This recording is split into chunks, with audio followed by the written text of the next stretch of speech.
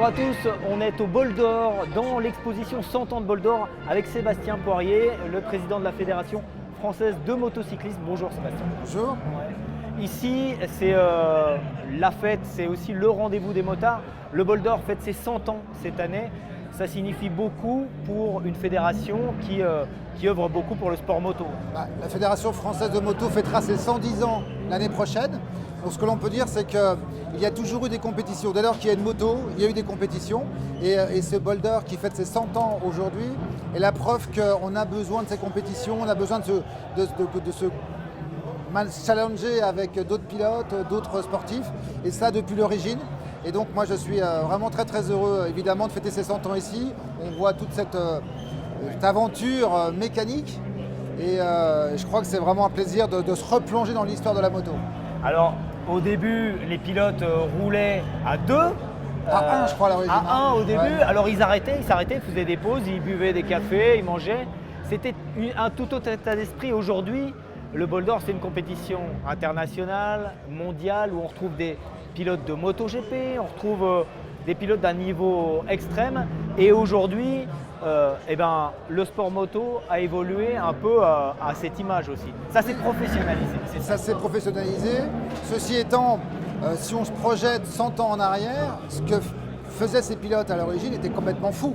C'est-à-dire qu'on a retrouvé cette passion, on a retrouvé cette recherche de l'innovation technologique. Et je crois que le sport moto, c'est ça. C'est évidemment la technologie, la passion, la liberté. Et lorsqu'on se replonge dans l'histoire de ces premières courses, eh bien on les retrouve. Alors évidemment, les choses ont terriblement évolué. Heureusement, la sécurité a énormément progressé, puisque les fédérations sportives ont pour objectif justement d'améliorer la sécurité. Donc entre la première course, le premier Bol d'Or et aujourd'hui, ils ont la chance, nos pilotes, de rouler sur des sites sécurisés, ce qui n'était pas forcément le cas à l'origine. Donc évidemment, le rôle des fédérations, c'est de faire en sorte d'encadrer l'activité moto et toujours se projeter dans le futur. On va continuer cette exposition un peu plus loin parce qu'il y a énormément de modèles qu'on a connus et côtoyés. En attendant, on va regarder un petit passage avec Éric de Seine qu'on a rencontré parce que son père, à Éric de Seine, a relancé le Bol d'Or.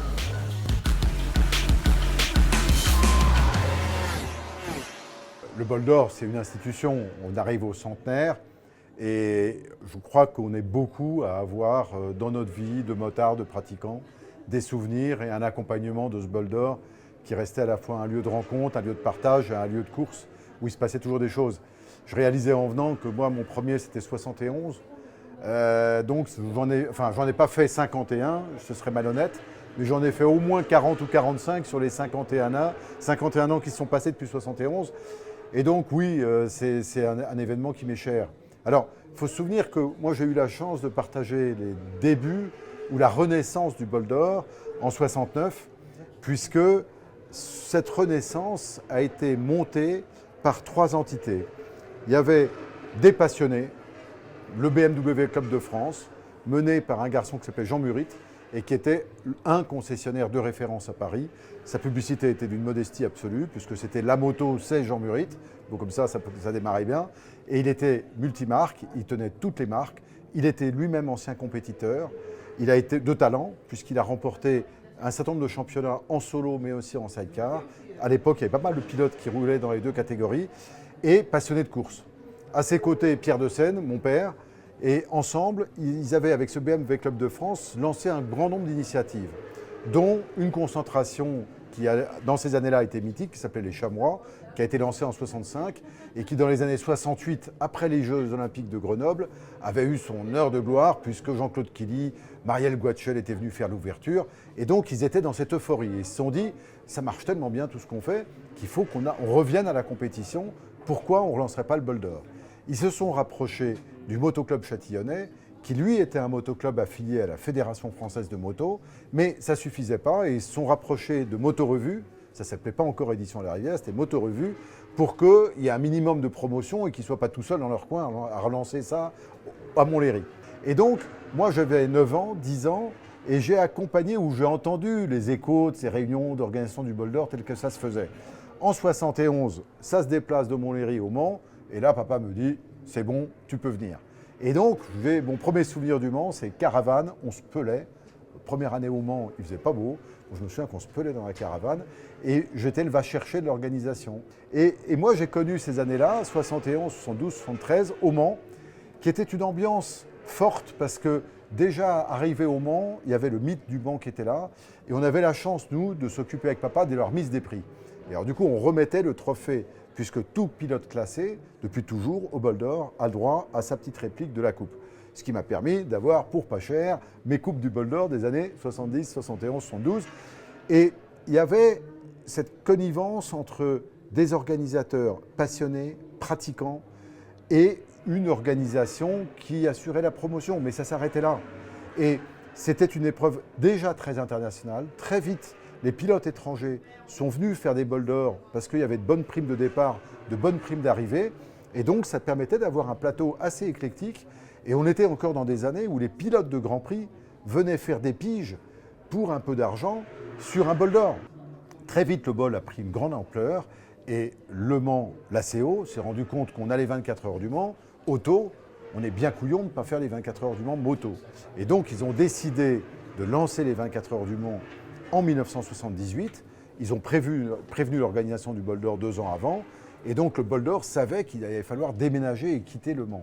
Ce qui était quand même, à l'époque encore, le temple de la vitesse et du motorsport en France. Alors, les 24 heures du Mans, en plus, se sont associés à Motojournal, ce qui était, on ne pouvait pas faire plus agressif que de se retrouver avec Le Mans plus Motojournal qui trahissait le bol d'or et Motorevue. Et Motorevue a trouvé terre d'asile ici au Castellet, au Paul Ricard.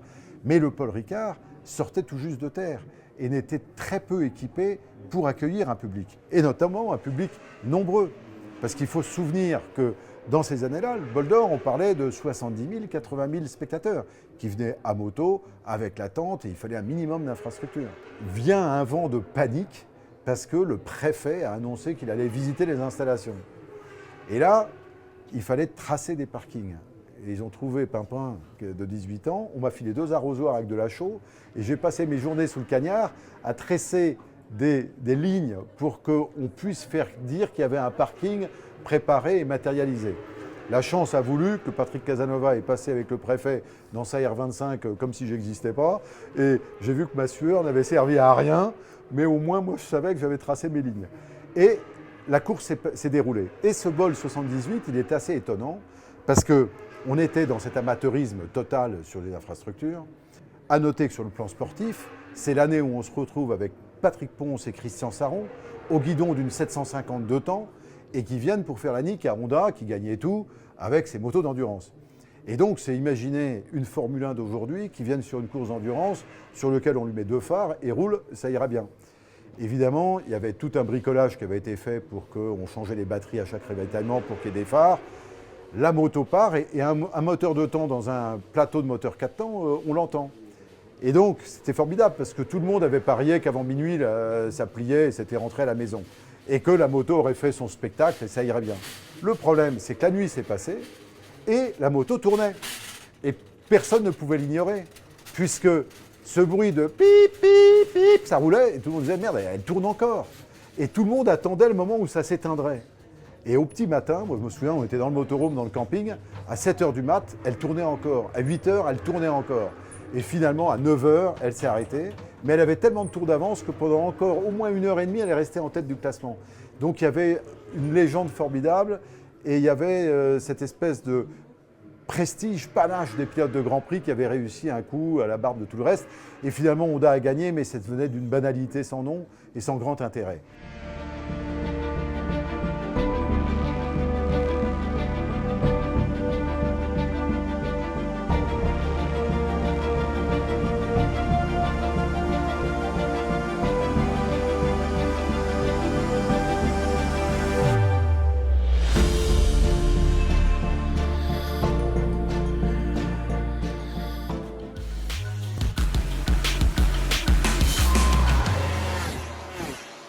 Alors on s'est déplacé, on a vu les motos de l'entre-deux-guerres, parce que le bol d'or a 100 ans. Ces motos-là, Sébastien, ce sont les motos des années 70-80, parce qu'il y a l'arrivée des Japonais, milieu des années 70, et dans les années 80, les Japoto, ces motos-là sont intouchables. Oui, et puis ça correspond aussi au développement de la Fédération française de moto. C'est-à-dire qu'on voit très clairement qu'avec l'arrivée des Japonais, c'est la moto en France qui se développe à travers la compétition, mais globalement, la moto qui se démocratise, qui devient plus accessible avec des machines qui cassent moins. Et donc la Fédération française de moto, pour le coup, explose vraiment en termes de nombre de licenciés à l'arrivée de ces motos. Et puis, il y a la médiatisation avec les journaux télévisés qui parlent du bol d'or, avec un public extrêmement nombreux qui envahit la piste. La moto est découverte par les journaux télévisés dans ces années-là. Donc, il y a une explosion et la Fédération de moto a accompagné aussi ces années-là. On a accompagné, on en a profité. Très clairement, on se souvient dans ces années-là, les fameuses courses sauvages. On parle beaucoup aujourd'hui des rodéos sauvages, mais à l'époque, c'était des courses sauvages, donc les mêmes problèmes de site. Et donc, on a la chance aussi d'avoir un Yves Morosi à l'époque qui a porté le discours motard auprès du grand public. Et c'est vrai que la moto était vraiment très tendance.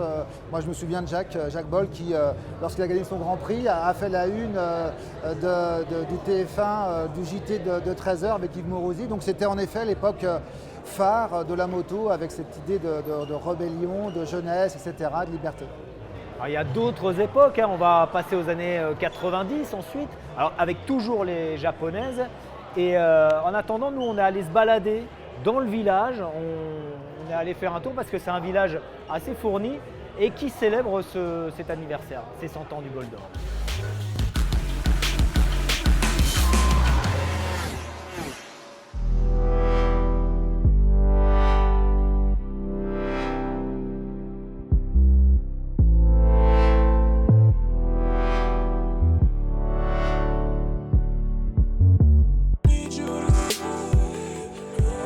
Du village du bol d'or et là je vois une marque française.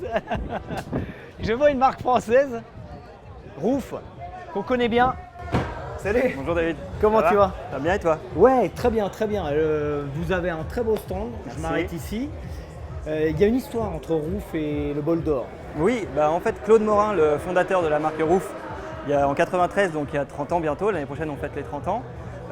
Claude Morin, il a œuvré dans le monde de la moto dans les années 60-70 et il a travaillé, il était dans les premiers à faire des carénages en composite et notamment la Japoto un peu mythique qui a gagné le bol d'or. Donc là il était déjà, il œuvrait là et puis c'est une histoire qui a continué. Après il est allé dans les casques moto et maintenant Roof, on se retrouve ici pour le centenaire. On n'avait pas participé ces dernières années. Maintenant qu'on a une gamme avec des casques intégraux qui sont vraiment beaucoup plus assis, établis, voilà, on voulait remarquer le coup, revenir pour le centenaire. C'est nos 30 ans l'année prochaine, voilà, ça valait le coup de préparer le terrain. Voilà, c'est ça. Avec des casques intégraux. De toute façon, Roof, je le vois ici sur les affiches, vous êtes impliqué avec des pilotes en championnat de France, en championnat d'Europe de sidecar. On a quelques pilotes en Ultimate Cup, en sidecar, en championnat d'Europe. Ils ont fait le Tourist Trophy. Des pilotes handisport. Au niveau national et un petit peu européen, on est impliqué, on commence aussi. C'est aussi une démarche pour nous de développer ça, de développer notre présence en sponsoring et en compétition. D'accord, donc c'est surtout et aussi des casques, on parlait de fibres, on parlait de composite, là, il y a des casques fibres de carbone qui sont extrêmement légers aussi. Ouais, c'est ça. Donc le Aero 200 Carbone, c'est le casque c'est l'intégral sportif le plus léger au monde, il fait 1090 grammes. Je peux le peser, je peux le prendre. Donc voilà, c'est très très léger. Il est extrêmement léger. C'est extrêmement léger. Ouais. C'est extrêmement léger. Donc c'est vraiment sa caractéristique première, quoi. Tout a été imaginé pour que ce casque soit léger. C'est pas uniquement une coque en carbone, sinon tous les casques en carbone seraient à 1090 grammes. Il a été conçu pour ça. C'est-à-dire que les systèmes de prise d'air, de mécanismes d'écran, de jugulaires, d'habillage, d'amortisseurs à l'intérieur, tout a été conçu pour optimiser le poids, ce qui nous a permis d'arriver à ce poids de 1090 grammes qui est ultra léger. Et donc il existe en carbone et il existe aussi en fibre de verre, qui est un peu plus lourd mais un peu moins cher. On arrive à avoir une gamme un peu complète. D'accord. Celui-ci, il remonte à quand le Aero 200? Donc le Aero 200 Carbone, il est sorti en 2020. Ouais.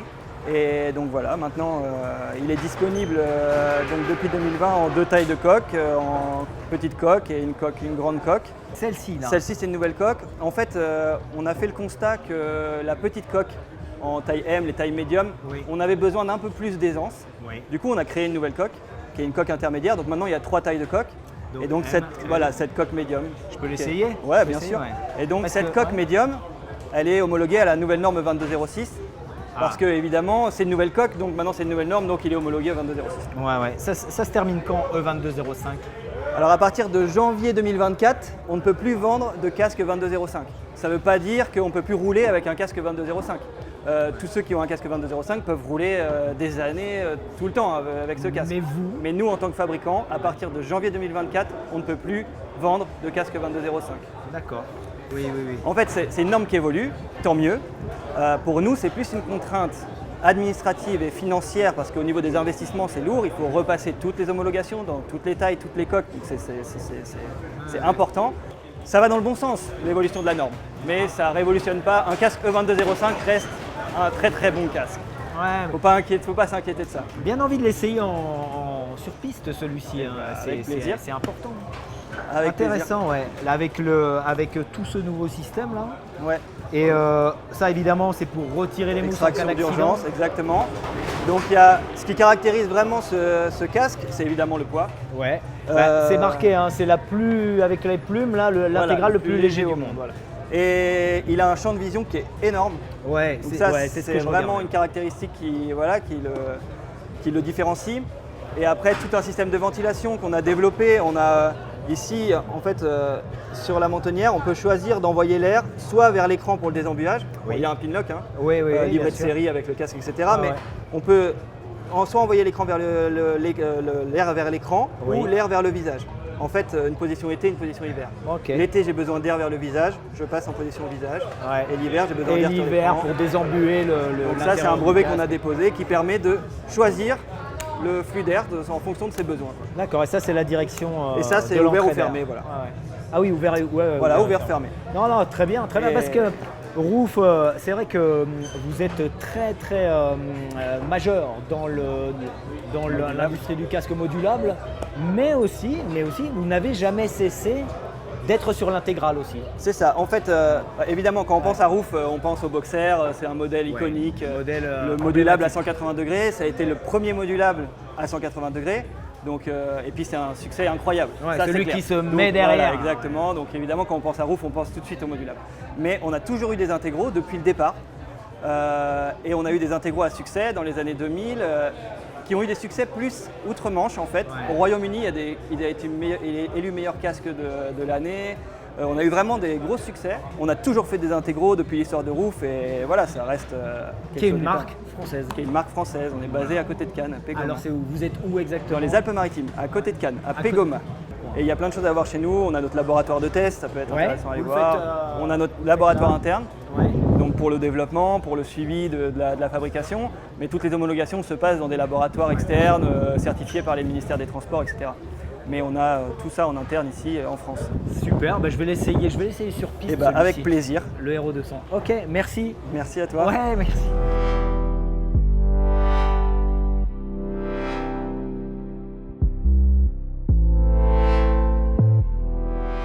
Alors CF Moto est aussi présent au Bol d'Or. Alors c'est essentiel pour nous d'être là parce que c'est une épreuve mythique. Et on en profite d'ailleurs pour présenter en exclusivité la 450 SR qui arrivera sur le marché l'année prochaine et qui représente vraiment l'esprit du Bol d'Or. Et donc c'est la première moto racing en 450 développée par CF Moto. Alors oui, on peut acheter au Bol d'Or parce qu'on a d'ailleurs notre concessionnaire qui est sur Aubagne qui nous représente et parce qu'on a beaucoup de clients de la région qui viennent visiter le Bol d'Or. Et donc on les ramène, on les redirige chez les concessionnaires, mais on a aussi beaucoup de contacts, que ce soit professionnels ou alors au niveau des utilisateurs.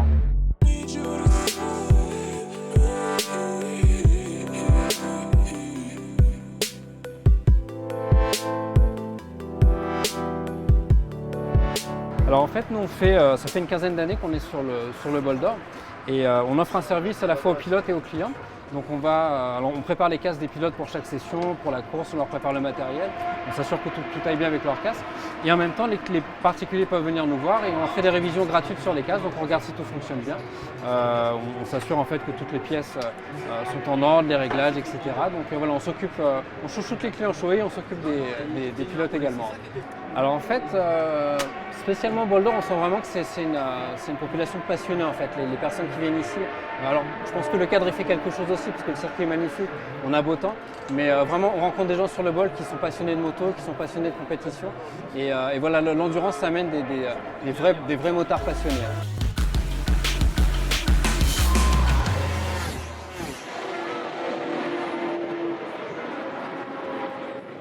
On a bougé de quelques mètres, il y a des motos des années 90, on voit les motos de Christophe Guyot un peu au bout là-bas.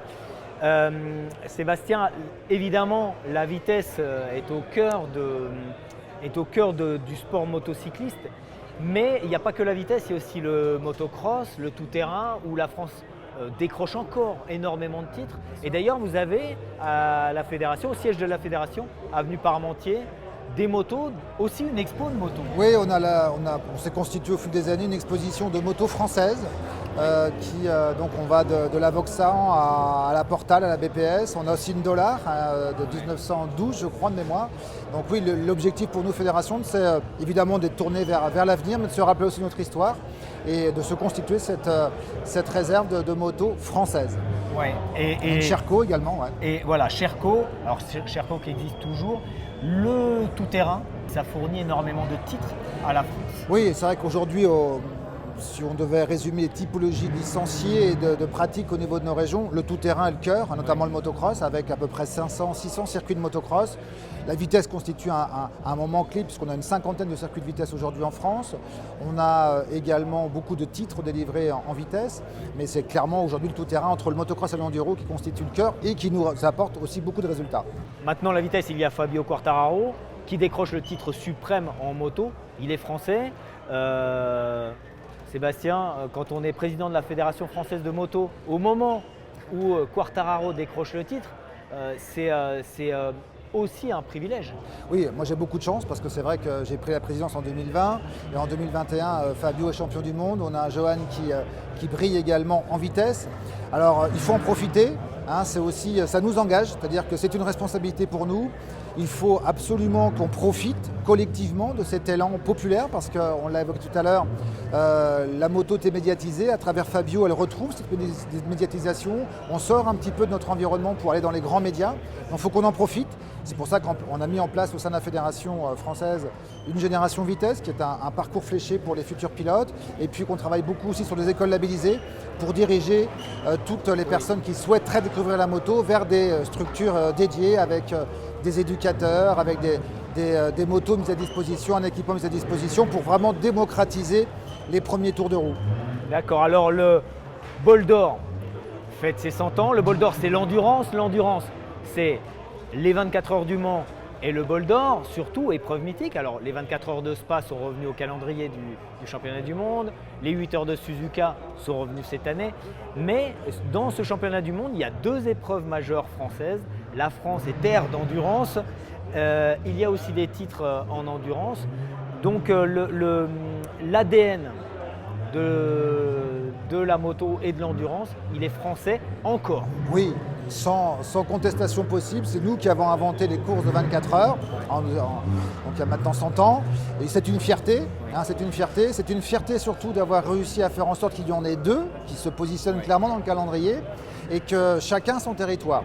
Et notre fierté aussi, c'est de faire en sorte que cette épreuve s'internationalise. Et je pense que ça, c'est bon pour nous, France. C'est bon aussi pour les pilotes français qui roulent sur un championnat du monde.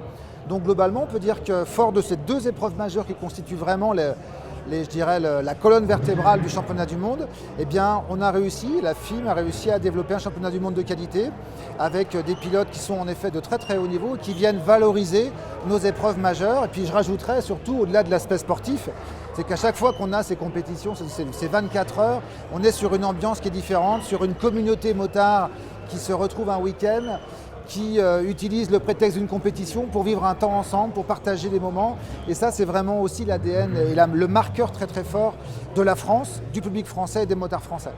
Alors, on parle de ces compétitions, l'ADN de ces compétitions. Les 24 heures du Mans, c'est l'Automobile Club de l'Ouest qui l'organise. Le bol d'or, ce sont les éditions La Rivière qui organisent.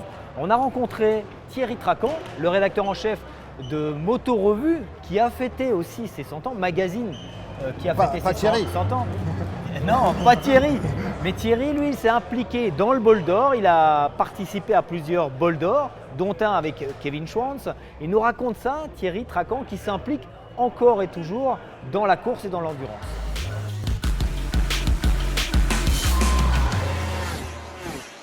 On est avec Thierry Tracan qui pilote cette KTM 890 avec moi au bol d'argent. Thierry Tracan, rédacteur en chef de Moto Revue, organisateur du bol d'or. Lequel bol d'or fête ses 100 ans, Thierry? 100 ans de bol d'or, évidemment, tu n'étais pas né, mais toi, ça fait combien d'années que tu es à Moto Revue déjà? Ah non, effectivement, j'étais pas né, non, c'est gentil, hein, je sais bien, mais quand même. Moto Revue, c'est depuis 1997. Et le premier bol, on l'a fait ensemble, David, c'était en 99, déjà sur le circuit du Castellet, avant que les travaux soient faits pour la période Bernier-Ecclestone, en fait. Ouais. Alors le bol d'or, 100 ans, toi, tu en as partagé quelques morceaux importants. Ce bol d'or en 99, bien sûr, mais aussi, on a partagé une aventure incroyable avec un pilote de premier plan, c'était en 2004, et c'était à Magny-Cours aussi. Ouais, exactement. Alors en fait, le truc, c'est qu'avec Moto Revue, on a toujours tenu, comme c'était l'événement maison, les organisations La Rivière, les éditions La Rivière, qui sont le magazine qui pousse, on va dire, sur l'événement, autour de l'événement. Et donc on a toujours voulu faire une opération spéciale. Donc en 99, c'était 3 journalistes, dont 2 qui découvrions à ce moment-là les courses d'endurance, nous 2. Et puis en 2004, alors là on avait passé vraiment un step parce qu'on avait été associé à la légende Kevin Schwantz. Donc à Magny-Cours, on était en 2004. Donc une expérience forcément incroyable, hein, tu t'en rappelles. Et puis en 2008, on a refait une opération. Cette fois, toi, tu n'étais pas là, tu étais parti chez l'ennemi, les rouges et noirs. Et nous, on avait décidé de l'organiser avec Jean-Michel Bayle et Sébastien Charpentier. Et j'avais eu la chance d'être le 3e pilote sur cette moto. Donc voilà, ça fait partie des plus en fait, qu'on essaye d'offrir au public en créant ces opérations spéciales. Et puis on parle du bol d'or évidemment, 100 ans de bol d'or. Et de ce bol d'or sont nés des enfants aussi. On parlait des enfants, les petits du bol d'or, notamment le bol d'argent qu'on va disputer avec cette moto. Le bol d'argent, c'est quoi? Le bol d'argent, en fait, l'idée, elle est venue, moi je l'ai proposée en 2012 aux éditions, enfin à l'organisation, qui cherchait une course maison à ajouter finalement hein, pour compléter le programme. Et l'idée, elle était quand même assez simple, c'est que le roadster, c'est le cœur du marché hexagonal. Voilà, faire une catégorie qu'avec des roadsters de moyenne cylindrée, 600 et 800 on va dire globalement, ça permet à toutes les marques de s'engager, ça permet à tous les concessionnaires pour un budget somme toute accessible de mettre le pied à l'étrier, de partager la piste avec le championnat du monde d'endurance, pas en même temps mais en tout cas le même théâtre. Et donc il y a un engouement incroyable parce que cette année encore on affiche complet. Ouais. Combien 70 équipages qui seront au départ. Donc c'est la preuve que c'est une formule qui plaît. Et encore une fois, voilà, tant que ça profite à tout le monde, que ce soit les spectateurs, les participants, on est ravis, quoi. Ça fait avancer le schmilblick. Bon, c'est bien, on va essayer de faire quelque chose. Merci. On va essayer.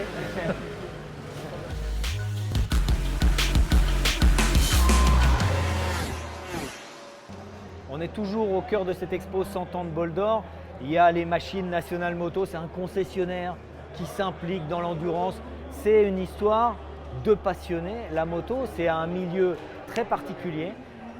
Sébastien, tu m'as dit tout à l'heure que la Fédération française de moto fête ses 110 ans l'an prochain. Quels sont aujourd'hui les marqueurs, les chiffres de cette fédération? Ce qu'on peut dire aujourd'hui, c'est que la Fédération française de moto se porte bien. C'est-à-dire qu'on est sur, sans doute, j'espère en 2022, un chiffre exceptionnel en termes de nombre de licenciés à l'année. On a retrouvé notre niveau d'avant Covid, s'agissant des compétitions. Et c'est pas rien, et c'était pas gagné.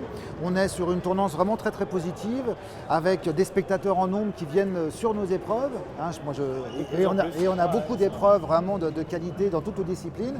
Donc aujourd'hui, on a vraiment une fédération qui vit bien, beaucoup de licenciés, c'est tant mieux, ça veut dire beaucoup de pratiquants. Évidemment qu'il faut être prudent par rapport à l'avenir, il faut savoir s'engager positivement sur les sujets sociétaux qui sont les nôtres, mais on a la chance aujourd'hui d'avoir une moto française qui vit très bien. On est, je vous dis, le record historique, j'espère, on va le battre, si ce n'est pas cette année, ça sera l'année prochaine. prochaine, des compétitions en nombre, des spectateurs en nombre, des champions français dans quasiment toutes les disciplines. Hein, évidemment, il y a Fabio, mais il n'y a pas que Fabio. On a un champion du monde encore en motocross, un champion du monde en enduro avec Zach Pichon, on a un champion du monde en course sur piste avec notre ami Trésarieux Mathieu. Ouais, donc voilà, c'est vraiment la France, elle rayonne à travers le sport moto, à travers les sports mécaniques de façon générale, et c'est tant mieux. Et tout le travail que nous menons actuellement, c'est de pouvoir s'inscrire sur du moyen terme et maintenir cette assise de champions, d'activité et de pilotes. Et la moto doit s'inscrire aussi dans le monde moderne tel qu'il est aujourd'hui, c'est-à-dire avec ses contraintes, avec cette responsabilité Oui. à la fois environnementale et sociétale. Quand on fait cette rétrospective des 100 ans, on voit comment les sports mécaniques constituent un lieu de recherche et de développement. C'est-à-dire qu'aujourd'hui, entre la moto d'il y a 100 ans et celle d'aujourd'hui, eh bien, les sports mécaniques ont permis cette évolution, ont accéléré cette évolution. Le message qu'on doit faire passer, c'est qu'il faut absolument maintenir et aider les sports mécaniques pour faire en sorte qu'ils constituent toujours, comme ils l'ont toujours fait par le passé, ce lieu d'innovation et de recherche qui permettra demain de pouvoir passer des caps dans l'utilisation au quotidien de la mobilité des véhicules moto ou 4 roues. C'est vrai que cette évolution, elle est nécessaire pour que la moto s'inscrive dans notre époque. C'est le cas, mais on doit suivre la marche. Elle est importante, elle est haute, elle est constante. Elle est constante comme toujours. Alors aujourd'hui, on est quand même sur un temps qui est quand même beaucoup plus marqué. Je pense qu'on est quasiment 100 ans en arrière par rapport à l'arrivée des motos. Là, on est sur une refonte totale de la motorisation, de la mobilité. Il y a énormément de choses qui sont dans les cartons, dans les tuyaux. Il faut vraiment que les sports mécaniques constituent ce lieu d'innovation et de recherche. Il ne faut absolument pas qu'on soit bridé, c'est le message qu'on fait passer. Il faut offrir à tous nos ingénieurs, à tous nos techniciens, la possibilité à travers les sports mécaniques de pouvoir justement tenter des choses, essayer des choses pour en faire profiter demain dans une vision écologique et sociétale des choses, les citoyens, les concitoyens français. Voilà, c'est exactement le message qu'on veut faire passer aussi. Merci Président, merci à vous. beaucoup. Et puis on va continuer, nous on va se balader dans cette expo.